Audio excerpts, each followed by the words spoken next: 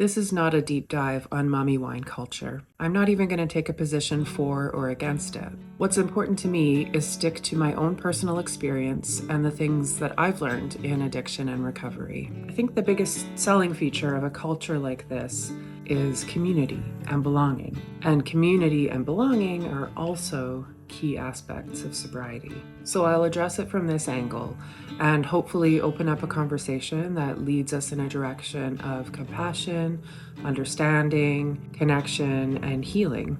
So please hit subscribe while the pretty music is playing, and let's have a talk about mommy wine culture.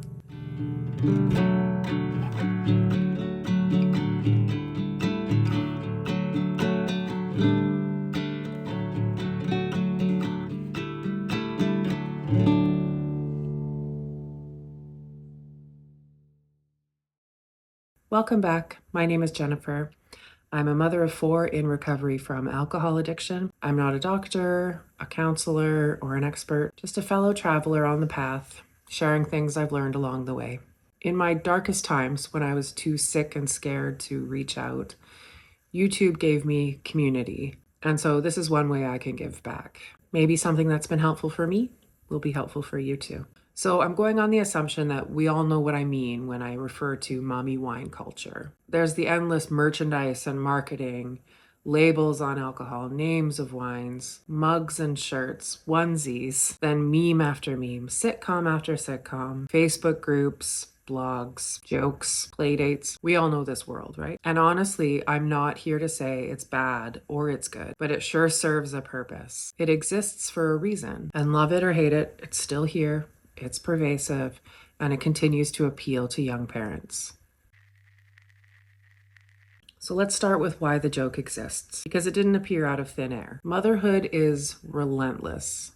Relentless. It's physically, emotionally, and logistically brutal, and you're never really off the clock. And this joke kind of names that. Without requiring anyone to ask for help, without anyone needing to seem ungrateful, without anyone having to say, I am really struggling and I don't know who to tell. It also creates connection. It's a shorthand for solidarity. We can look at each other with that knowing glance across the room. It's a wildly difficult job, and we're still showing up and doing it. And hey, at least we can laugh about it. Dark humor, gallows humor, I'm all about that. It's a universal human experience to commiserate, to bond over shared inconvenience. And motherhood is a timeless shared inconvenience.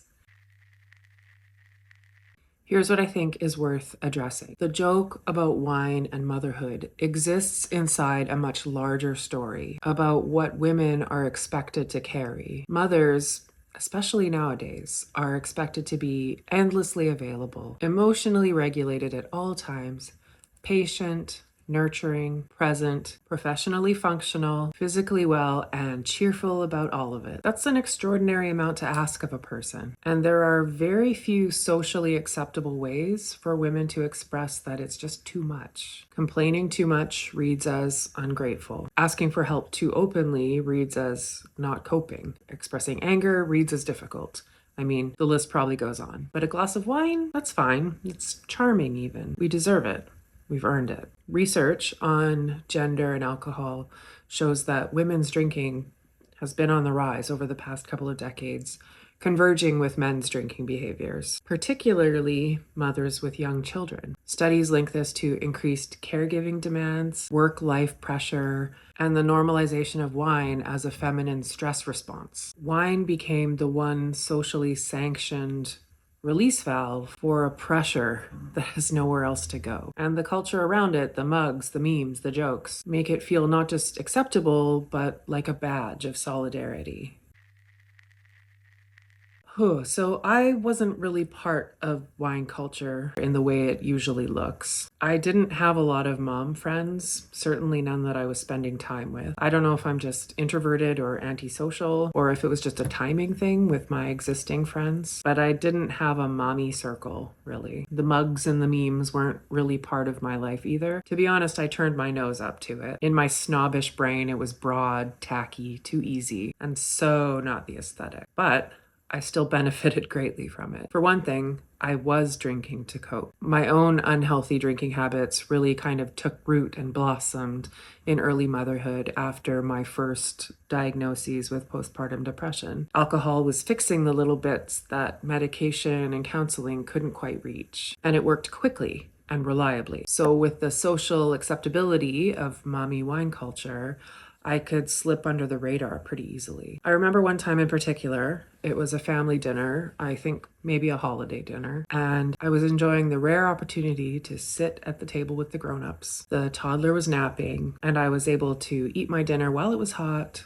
sip slowly, finish my sentences, feel like myself. So when my time was up, and the toddler began to squirm, I took a moment and a breath and then downed the rest of my glass before getting up. It got a big laugh. Even without trying, I was speaking a language that everyone at the table understood. This was nice, but reality is calling me, so back to the trenches I go. And the laughter came from a place of understanding, of sympathy, and maybe a little from not knowing what else to say or do to help. I think there are a lot of women who weren't inside the culture either, but who used the same language for the same reason. Getting too real about the struggles of motherhood, well, that could scare people off, or turn them off, or turn them against you, really. You chose to be a mom. Maybe you should have thought of this before you had a baby if you were just going to complain about it. Joking about it is easier, and in some ways, safer.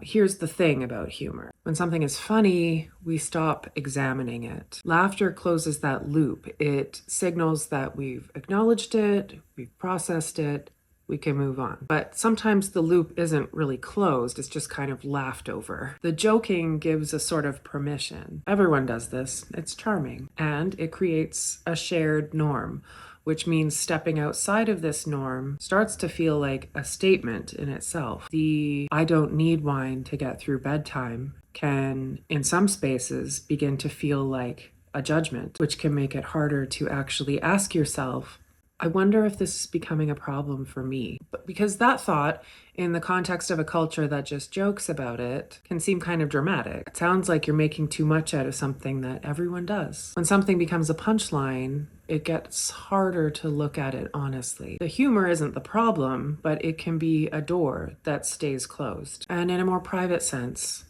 we all know that this type of humor creates community. That part is real and it matters. But if the drinking starts to become something more than a joke, if there's a version of it that you're not laughing about, that you're not sharing with the group, then the very same culture that gave you that connection can make that private version very lonely. Because you can't easily say, mine isn't funny anymore. Not really in a room where the joke is still running. I mean, who wants to be the outlier?